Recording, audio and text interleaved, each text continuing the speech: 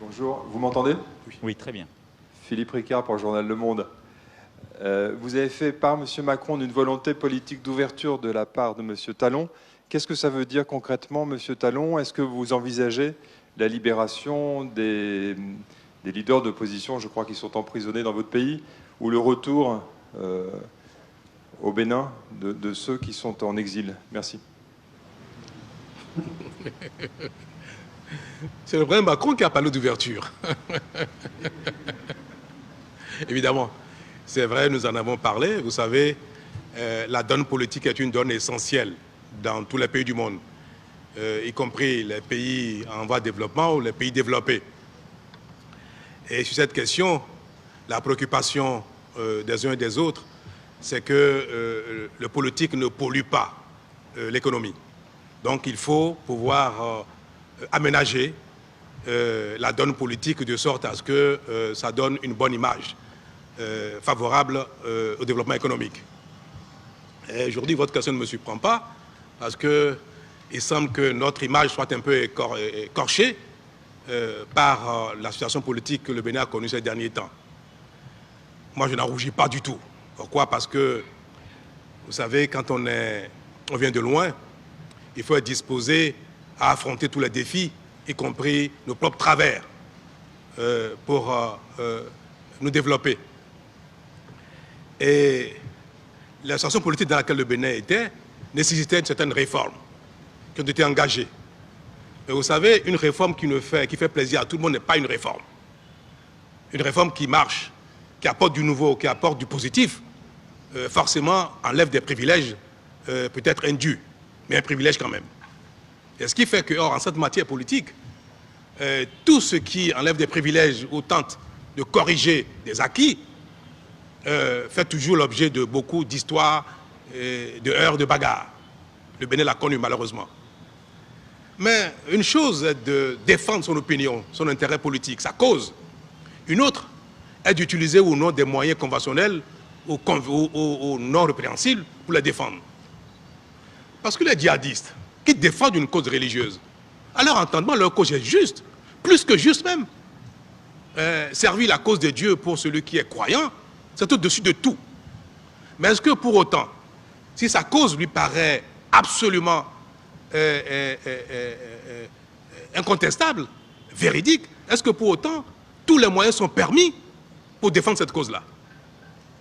Mais non, c'est pareil en politique. Votre cause peut être juste. Vous pouvez avoir l'impression que votre cause est juste, mais vous n'avez pas le droit d'utiliser des moyens répréhensibles, des moyens délictuels, criminels, pour la défendre. Or, c'est ce qui s'est passé au Bénin.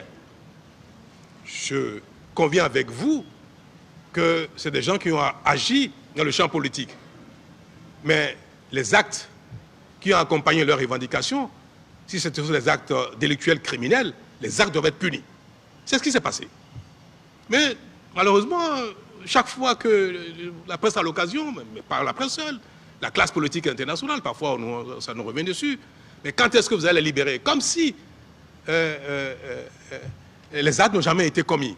Parce que malheureusement, souvent, on peut confondre un acte réellement commis par un acteur politique et une accusation politique. Ce qui s'est passé au Bénin, ce ne sont pas des accusations politiques, c'est réel. Mais je consente à chacun de croire ce qu'il veut. Donc, libérer des gens qui ont commis des crimes ne relève pas pour moi de l'ouverture. Ça, je peux vous le dire.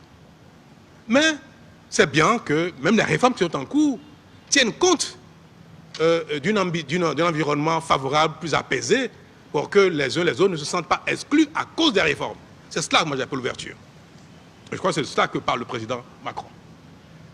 Il n'en demeure pas moins que les personnes qui sont condamnées, qui sont en détention pour les faits qu'ils ont commis, les gens qui sont en exil parce qu'ils ne veulent pas rentrer, répondre de leurs actes, constituent également des sujets de conversation, d'intérêt.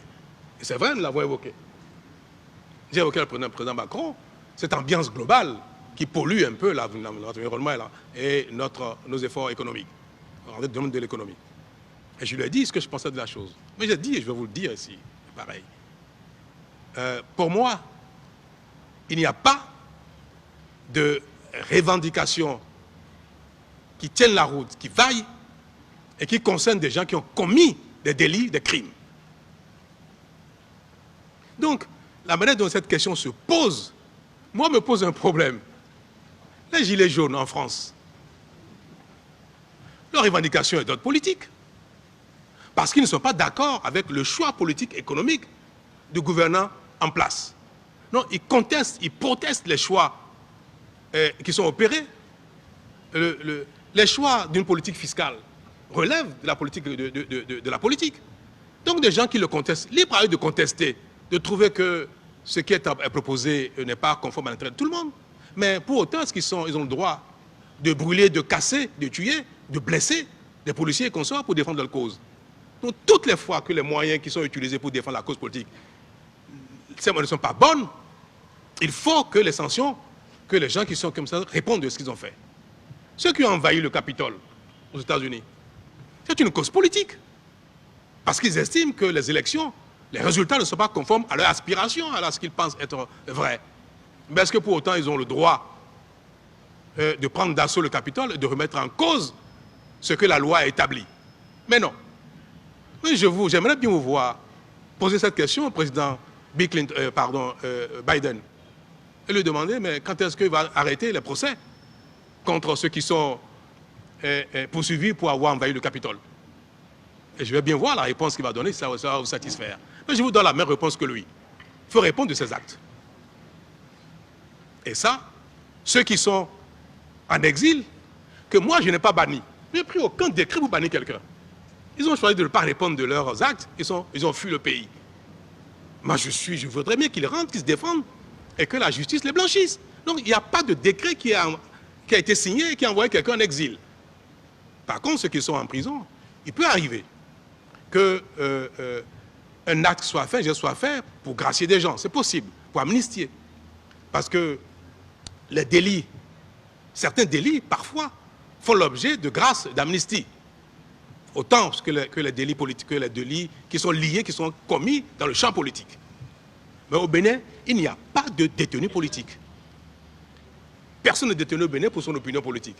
Mais les gens sont détenus pour avoir agi, pour avoir commis des délits, des crimes dans le champ politique. C'est vrai.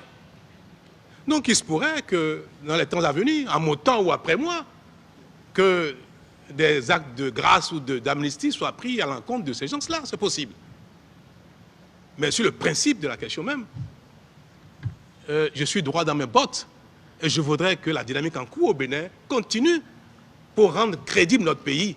Parce que ce qui nous importe, c'est que ce pays soit un pays de droit, de démocratie, de liberté, aussi de bonne gouvernance. Et cela, c'est important. Et nous ne les ignorons sur rien du tout pour que tout cela demeure des valeurs qui vont nous distinguer et qui permettront aux entreprises françaises, Monsieur le Président, de venir investir au Bénin, créer des emplois, créer de la richesse. Merci.